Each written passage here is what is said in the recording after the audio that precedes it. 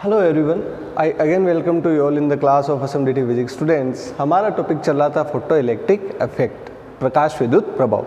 देखिए स्टूडेंट, इसमें हमने इसकी स्ट्रक्चर को जाना, स्ट्रक्चर के बाद हमने एक ग्राफ को डिस्कस किया और उसके बाद अपन पढ़ रहे थे कि जो एक्सपेरिमेंटल जो अपन को रिजल्ट मिले वो कौन कौन से थे। ठीक है स्टूडेंट, तो देखिए स्टूडेंट, अपन डायग्राम की बात करें तो सिंपल सा डायग्राम है जिसमें एक निर्वात नलिका होती है। अपन क्या इस पर अपन क्या करते हैं, पराबैंगनी प्रकाश को आपतित करते हैं। ठीक है स्टूडेंट, आपतित करेंगे तो यहाँ से क्या होंगे, इलेक्ट्रॉन इमिट होंगे जो कि पॉजिटिव यहाँ पे टर्मिनल है तो इससे अट्रैक्ट होके करंट फ्लो करवाएंगे। वो करंट फ्लो अपन माइक्रोमीटर है उससे अपन क्या कर लेंगे, डिटेक्ट कर लेंगे। ठीक है, उसके बाद यहाँ पे वोल्ट मीटर लगा हुआ, ये देखने के लिए हम यहाँ से कितना वोल्टेज अप्लाई कर रहे हैं। ठीक है स्टूडेंट, अब और बीच में यहाँ पे एक विभव वितरक भी लगा हुआ है। ठीक है, जो कि बैलेंस करता है कि अपन को कितना वोल्टेज चाहिए या कितना वोल्टेज लेना है, तो इसको अपन आगे पीछे करके वोल्टेज भी वेरी कर सकते हैं। ठीक है, और इसमें स्टूडेंट एक कुंजी लगी हुई है के कुंजी का काम ये होता है स्टूडेंट, जैसे मान लीजिए कि आपको इस टर्मिनल को नेगेटिव से पॉजिटिव करना है तो आपको क्या करना पड़ेगा,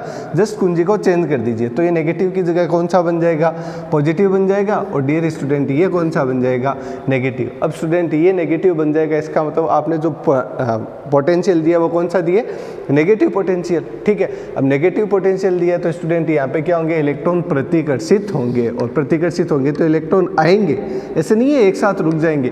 फिर थोड़ी देर बाद क्या होंगे, यदि आप वोल्टेज को और ज़्यादा बढ़ाओगे तो एक ऐसा वोल्टेज भी आ जाएगा जिस पर ये इलेक्ट्रॉन इस तरफ नहीं आकर रुक जाएंगे, और इस पोटेंशियल को अपन क्या बोलते हैं, नेगेटिव पोटेंशियल या स्टॉपिंग पोटेंशियल। ये अपन क्या बोलते हैं डियर स्टूडेंट, स्टॉपिंग पोटेंशियल, जिसको अपन निरोधी विभव भी बोलते हैं डियर स्टूडेंट। क्या बोलते हैं, निरोधी विभव। ठीक है, अब ये ग्राफ और ये ग्राफ और ये डायग्राम हमने प्रीवियस जो वीडियो थे उनमें हमने डिस्कस कर लिए स्टूडेंट। आज अपन चलते हैं आगे। देखिए स्टूडेंट, हम एक्सपेरिमेंटल रिजल्ट पढ़ रहे थे, उसमें हमने पहला रिजल्ट पढ़ा था कि जब फ्रीक्वेंसी क्या होती है, फिक्स होती है। ठीक है स्टूडेंट, जब फ्रीक्वेंसी फिक्स होती है तो हमारी धारा कौन सी स्टूडेंट, ये जो अपन को करंट मिलती है वो इंटेंसिटी के क्या होती है, प्रोपोर्शनल होती है। दैट मीन्स जैसे जैसे आप इंटेंसिटी बढ़ाओगे, ठीक है, धारा का मान बढ़ेगा। इस बात को मैं वापस समझाता हूँ। देखिए फ्रीक्वेंसी फिक्स है,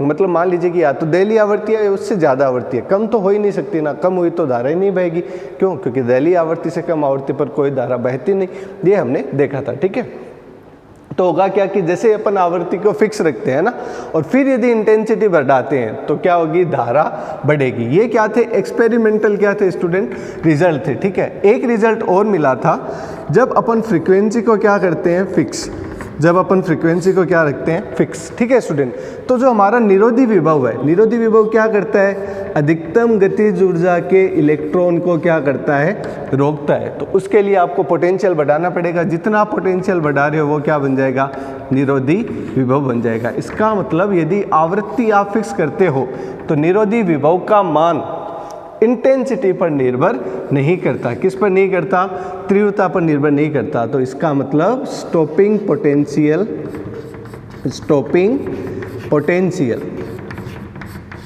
ठीक है स्टूडेंट, ये किस पे डिपेंड नहीं करता, it does not depend, does not depend upon intensity, upon intensity, अर्थात प्रकाश की तीव्रता पर निरोधी विभव नहीं निर्भर करता। कब, जब अपन क्या करते हैं, फ्रीक्वेंसी को फिक्स रखते हैं। अब ये फ्रीक्वेंसी दहलीय आवृत्ति से अधिक होनी चाहिए। ठीक है, अब स्टूडेंट आपके मन में जस्ट डाउट आएगा कि सर यदि इंटेंसिटी पर निर्भर नहीं करता क्या, स्टॉपिंग पोटेंशियल, तो स्टॉपिंग पोटेंशियल निर्भर किस पे करता है, किस पे डिपेंडेंसी होगी। तो स्टूडेंट अब अपन लिखेंगे कि जो स्टॉपिंग पोटेंशियल है वो डिपेंड किस पे करता है। तो यहाँ पे तीसरा हो गया student, stopping potential depend upon e V naught की वैल्यू होती है student a nu plus b. अब वी नॉट क्या हो गया स्टूडेंट, स्टॉपिंग पोटेंशियल, अर्थात जो निरोधी विभव है डियर स्टूडेंट वो डिपेंड करता है किस पर, आवृत्ति पर। देखिए यहाँ पे क्या आ रही है, फ्रीक्वेंसी आ रही है। क्या आ रही है? फ्रीक्वेंसी आ रही है। तो जो स्टॉपिंग पोटेंशियल है किसका ग्राफ बनेगा? फ्रीक्वेंसी का। तो यदि अपन ग्राफ डिनोट करें किसके बीच में स्टूडेंट? स्टॉपिंग पोटेंशियल और फ्रीक्वेंसी के बीच में, तो वो आपको मिलेगा something like that, something like that. अब ये किसके लिए? ये कोई जैसे मान लीजिए कि फ्रीक्वेंसी न्यू1 के लिए, मान लीजिए कोई मेटल है, जैसे मान लीजिए कि ये सीजियम है और ये कोई भी जैसे मान लीजिए कि कॉपर है ना, तो अलग अलग धातुओं के लिए स्टॉपिंग पोटेंशियल क्या होता है? अलग अलग होता है। ठीक है, तो ये कोई धातु के लिए स्टॉपिंग पोटेंशियल का आपको ग्राफ देखना हो तो ऐसे मिलेगा, और इसके लिए किसी और के लिए देखना हो तो ऐसे मिलेगा। तो ये तो क्या होगी स्टूडेंट? फ्रीक्वेंसी होगी, है ना। तो ये इसके लिए न्यू1 होगी और इसके लिए क्या होगी? न्यू2 होगी। ठीक है, अब स्टूडेंट आपके मन में ये डाउट आएगा कि सर ये क्या है ना, ये जो, तो ये कैसे निकलता है? ये कांस्टेंट बी से निकलता है। वेयर ए और बी क्या है? Constant. Where a and b are constant. इसका मतलब निरोधी विभव V0 जो कि आवर्ती पर निर्भर करता है, किस प्रकार से? NU प्लस बी की टर्म में। ठीक है, वेयर ए और बी आर क्या है? कांस्टेंट। ठीक है स्टूडेंट। अब स्टूडेंट मैं आपको दो चीज़ें और बताऊंगा, जिसमें एक तो थ्रेशोल्ड फ्रीक्वेंसी होगी और एक स्टूडेंट होगा टाइम लेग। ठीक है, अब मैं आपसे डिस्कस करूंगा देहली आवृत्ति को। ठीक है, देहली आवृत्ति स्टूडेंट एक ऐसी न्यूनतम आवृत्ति जिससे कम आवृत्ति पर प्रकाश विद्युत प्रभाव नहीं देखने को मिलता है, या प्रकाश विद्युत प्रभाव इफेक्ट नहीं देता, क्या कहलाती है? देहली आवृत्ति कहलाती है। एक न्यूनतम आवृत्ति जिससे कम आवृत्ति पर आपको फोटो इलेक्ट्रिक इफेक्ट दिखाई नहीं देगा। क्या कहलाएगी? थ्रेशोल्ड फ्रीक्वेंसी या देहली आवृत्ति। स्टूडेंट आप इसमें अब ग्राफ में आप देखोगे तो आपको एक फिक्स क्या मिलेगी? एक रेंज मिलेगी।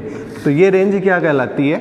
देहली आवृत्ति। क्योंकि इससे कम आवृत्ति पर स्टॉपिंग पोटेंशियल का मतलब ही नहीं है, क्यों? इलेक्ट्रॉन निकलेंगे नहीं, इलेक्ट्रॉन नहीं निकलेंगे तो धारा ही नहीं बहेगी। फिर चाहे आप स्टॉपिंग पोटेंशियल लगाओ या नहीं लगाओ, उसका कोई मतलब नहीं रहता। तो एक तो देहली आवृत्ति, ये एक्सपेरिमेंटल क्या है? रिजल्ट। एक स्टूडेंट मैं आपको बताता हूं, देहली आवृत्ति मतलब थ्रेशोल्ड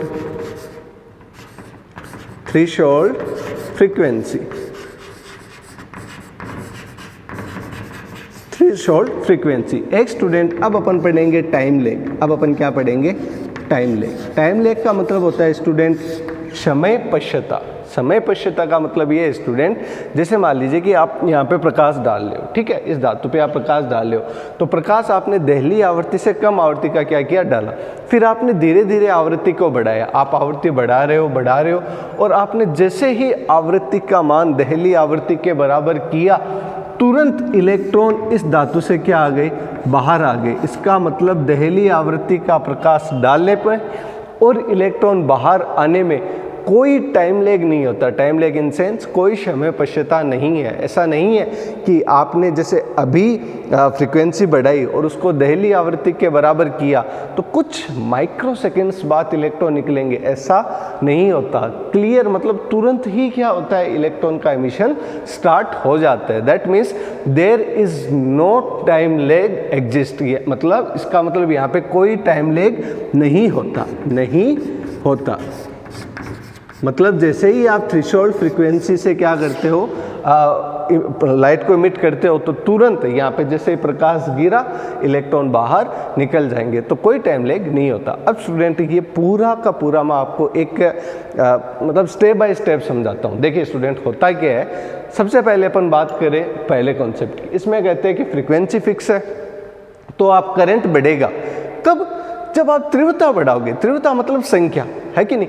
अब जैसे मान लीजिए कि आपने थ्रेशोल्ड फ्रीक्वेंसी तो ले ली, अब आपने तीव्रता बढ़ा दी मतलब संख्या, अब 5 की जगह 50 इलेक्ट्रॉन कर दिए, तो स्टूडेंट आप ही समझो जैसे इलेक्ट्रॉन बढ़ेंगे धारा का मान बढ़ेगा, क्योंकि धारा क्या है? आवेश प्रवाह की दर है। समझ रहे हो? दैट मीन्स अब ये तो सिंपल हो गया ना, करंट बढ़ेगा तो इंटेंसिटी कब, लेकिन फ्रीक्वेंसी कौन सी रखनी पड़ेगी? थ्रेशोल्ड वाली, पहली कंडीशन। दूसरी कंडीशन यहाँ पे यह कहता है कि निरोधी विभव निर्भर नहीं करता किस पर? इंटेंसिटी पर। इसका मतलब क्या है? इसका मतलब ये है स्टूडेंट कि यदि आप देहली आवृत्ति से कम आवृत्ति का क्या रख रहे हो? प्रकाश रख रहे हो, ठीक है, तो धारा तो बहेगी नहीं धारा बहेगी तो चाहे आप इंटेंसिटी बढ़ाते जाओ, संख्या बढ़ाते जाओ, जब इलेक्ट्रॉन ही नहीं निकलेगा तो आप सोचो क्या निरोधी विभव का मतलब है? निरोधी विभव का मतलब क्या है कि अपन उल्टा कर देते हैं। यहाँ पे देखो प्लस रहता है तो इसको अट्रैक्ट करता है, अट्रैक्ट करता है तो इलेक्ट्रॉन दौड़े दौड़े चले आते हैं। अब आपने यहाँ पे क्या लगा दिया माइनस, तो रिपल करेगा, बट स्टिल कुछ भी स्टिल थोड़े बहुत इलेक्ट्रॉन तो आ ही जाते हैं। वे इलेक्ट्रॉन जिनकी गतिज ऊर्जा बहुत ज़्यादा है वो इस प्रतिकर्षण को भी नहीं देखेंगे। कई बार ऐसे नहीं होता, जैसे कि अपन को घर वाले मूवी देखने के लिए या बाहर घूमने के लिए मना करते हैं, तो प्रतिकर्षण तो होता है खतरनाक। कई बार आपको, जैसे आप बाहर घूमने के लिए निकलते हो तो आपके पापा या भैया मिल जाते हैं, प्रतिकर्षण तो बहुत खतरनाक होता है। फिर भी जैसे मान लीजिए कि आप 4-5 भाई बहन हो जिनमें एक जिद्दी होता ही है कि नहीं मेरे को तो घूमने जाना ही है, मूवी देखने जाना ही है, क्रिकेट खेलने जाना ही है, ठीक है, तो वो तो क्रिकेट खेलने चला ही जाता है। फिर क्या होता है, जैसे भैया से नहीं डरे, पापा जी से नहीं डरे, ठीक है, फिर लास्ट में अपन क्या करते हैं, वैल्यू बढ़ाते बढ़ाते दादाजी को ले आते हैं, ठीक है, फिर दादाजी से क्या होता है, वो डरता है। दैट मीन्स समझ रहे हो कि यहाँ पे प्रतिकर्षण, जो अधिकतम गतिज ऊर्जा का इलेक्ट्रॉन है ना वो तो पहुंच ही जाएगा, इसीलिए धारा एकाएक क्या नहीं होती, शून्य नहीं होती। देखिए धारा आप जैसे नेगेटिव वोल्टेज बढ़ा रहे हो धीरे धीरे शून्य होती है, मतलब कुछ जो हाई एनर्जी के इलेक्ट्रॉन्स है वो पार कर जाते हैं, फिर आपको वोल्टेज नेगेटिव में और ज़्यादा बढ़ाना पड़ता है, तब कोई जाके इलेक्ट्रॉन रुक पाते हैं। दैट मीन्स स्टॉपिंग पोटेंशियल है वो क्या करता है, अधिकतम ऊर्जा के जो इलेक्ट्रॉन्स है उनको क्या रखता है, रोकता है। और पोटेंशियल किससे नोट करते हैं अपन, वी नोट से। तो स्टॉपिंग पोटेंशियल है, it does not depend upon intensity, तीव्रता पे निर्भर नहीं करता। तो किस पर करता है, फ्रीक्वेंसी पे। कैसे करता है, V equals to a nu plus b where a and b are constant, ठीक है। अब इनका यदि ग्राफ देखें दो अलग अलग धातु के लिए, जैसे मान लीजिए कि एक तरफ आपने लोहा लिया, एक तरफ आपने पित्तल लिया, जो भी लिया, या कॉपर लिया, तो आपने दो अलग अलग धातु के लिए आप ग्राफ देखोगे तो आपको एक स्ट्रेट लाइन के जैसे ग्राफ मिलेगा, ठीक है स्टूडेंट।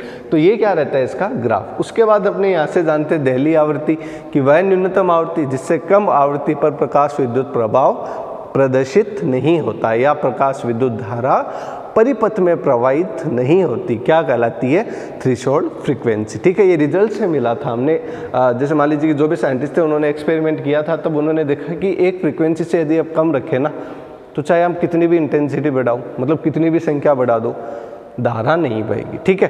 तो ये क्या कहलाती है, थ्रेशोल्ड फ्रीक्वेंसी। और उसके बाद अपन पढ़ते हैं टाइम लेग को, है ना।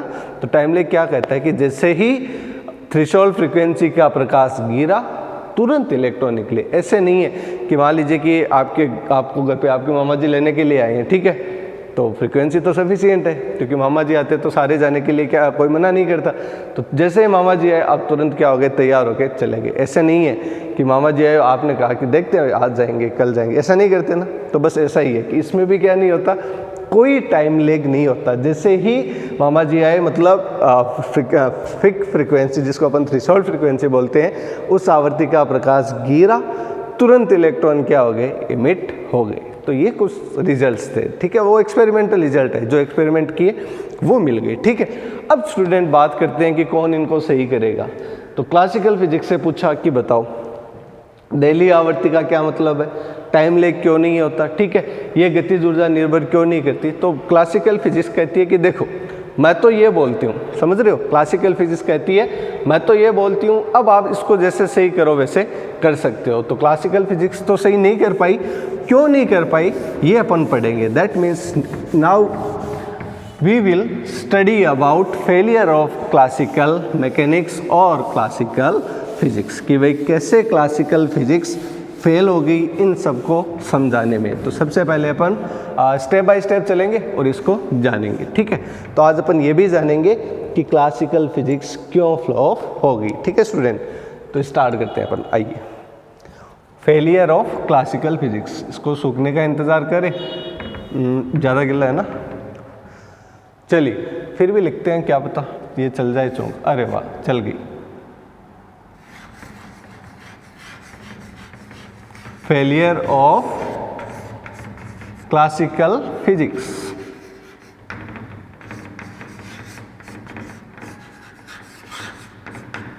क्लासिकल फिजिक्स, ठीक है, कि भाई जो चीज़ सम्मत भौतिकी है वो इन चीज़ों को एक्सप्लेन करने में क्यों फेल होगी। तो क्लासिकल फिजिक्स कहती है, क्लासिकल फिजिक्स ये कहती है कि भाई मैं तो ये कहता हूँ क्लासिकल फिजिक्स के अकॉर्डिंग कि जो तरंग की ऊर्जा है, ठीक है, या आप बोल दो कि इलेक्ट्रॉन की ऊर्जा या जो वेव एनर्जी है, ठीक है, जिसको मैं बोल दूं तरंग ऊर्जा, वेव एनर्जी,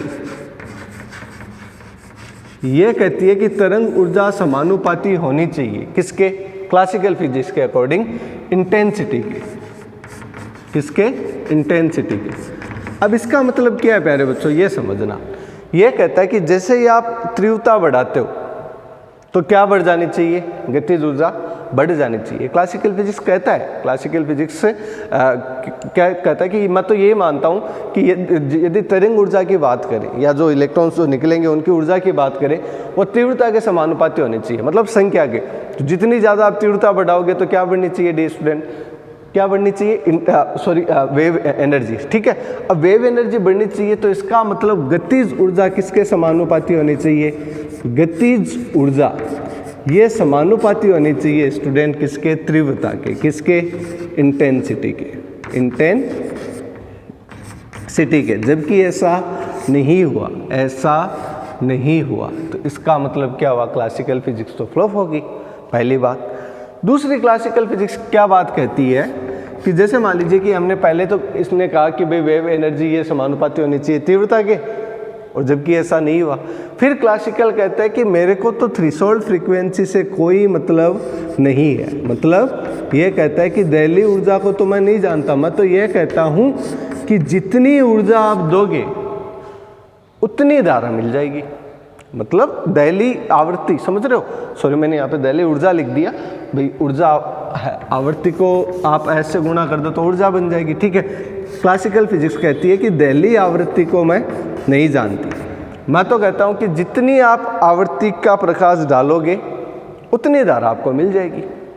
अब आप कम आवृत्ति का प्रकाश डालोगे तो थोड़ी सी धारा मिल जाएगी, और अधिक आवृत्ति का डालोगे तो ज़्यादा धारा मिल जाएगी।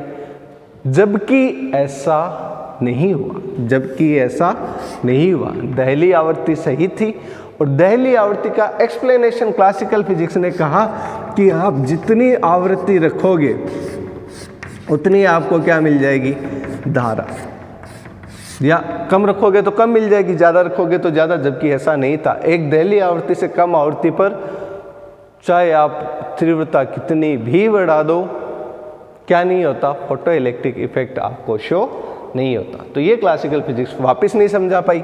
फिर क्लासिकल फिजिक्स ने कहा ऊर्जा तरंगाग्र के रूप में होती है। क्लासिकल फिजिक्स क्या बोली कि ऊर्जा तरंगाग्र के रूप में होती है। अब ऊर्जा तरंगाग्र के रूप में होगी तो क्या होगा स्टूडेंट, तरंगाग्र मतलब एक गोलाकार ऐसे पूरा ऐसे, है ना, 11th में पढ़ा था हमने, याद हो तो आपको। तरंगाग्र के रूप में, या तो मान लीजिए कि ये धातु है, इस धातु पर ये गोला गिरेगा तो धातु के सारे इलेक्ट्रॉन्स को क्या नहीं होगी, एनर्जी नहीं मिलेगी। मतलब जैसे मान लीजिए कि एक रोटी और पांच लोग मिलके खा रहे हैं तो कितना मिलेगा, इतना इतना सा मिलेगा ना, ठीक है।